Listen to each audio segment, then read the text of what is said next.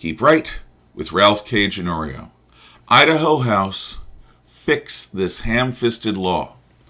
Suicide and other kinds of self-harm are inspired by many motives. There is no ready formula that can reliably indicate a person who is at risk, nor is there a universal recipe to intervene.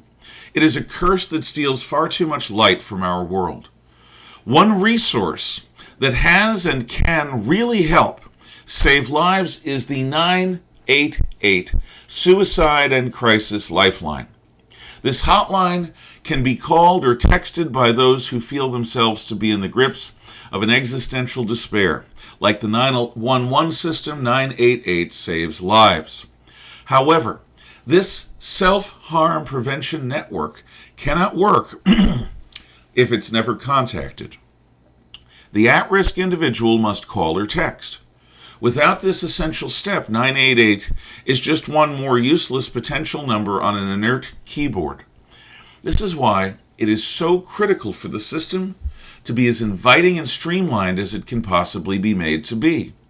No systemic barriers should be abided that might dissuade a dangerously troubled person from calling. Yet, in its misguided good intentions, Idaho's legislature did this very thing. The Idaho Parental Notification Law of 2024 was rightly intended to ensure that vulnerable minors were not counseled over the long term on matters of permanent import without their parents being informed. In particular, concerns exist that the mutilation of so-called gender-affirming care would be touted by ideologically motivated adults as a cure-all for adolescent angst. Real families have been shattered when, apparently without warning, a child or a teenager announced a determination to undergo chemical castration or genital surgery.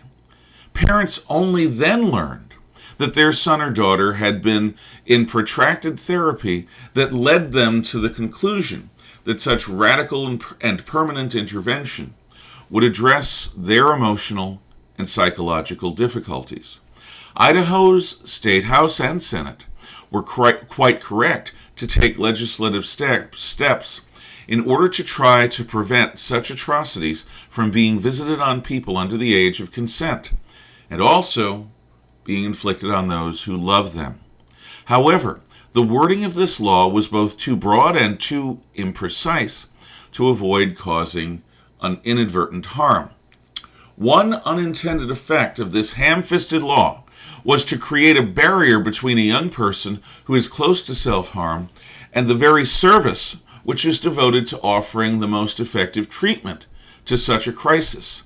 988 services have had to pause discussions with children and teens in order to explore and receive parental permission for the conversation to proceed. Now, this is deadly. Among the myriad unfathomable motivations for a youth to contemplate self-harm can include a seemingly irreconcilable impasse with mom and dad. Requiring these self-same parents to sign off on a 988 conversation in real time can be a deal breaker for most youth, or for at least some at-risk youth. With such a requirement, the troubled individual may skip talking and instead act.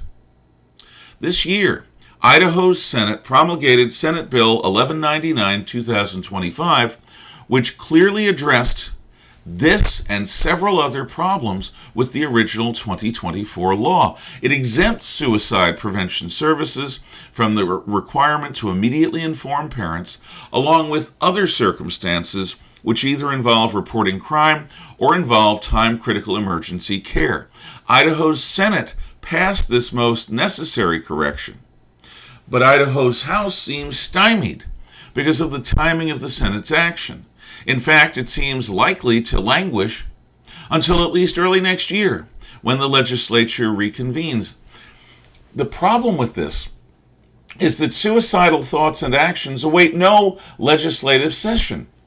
Between now and any 2026 passage of the Senate's corrections by Idaho's House, countless young people might harm themselves because they are convinced that there is no one with whom they can candidly talk without the immediate involvement of their mom or dad. The leaders of Idaho's House of Representatives should move heaven and earth to override their standard procedures in order to save the lives that their previous legislation have placed at risk. Urgent action is required. Contact your state representative to exhort each of them to do the right thing and rise to this occasion. Thank you for listening. Be well.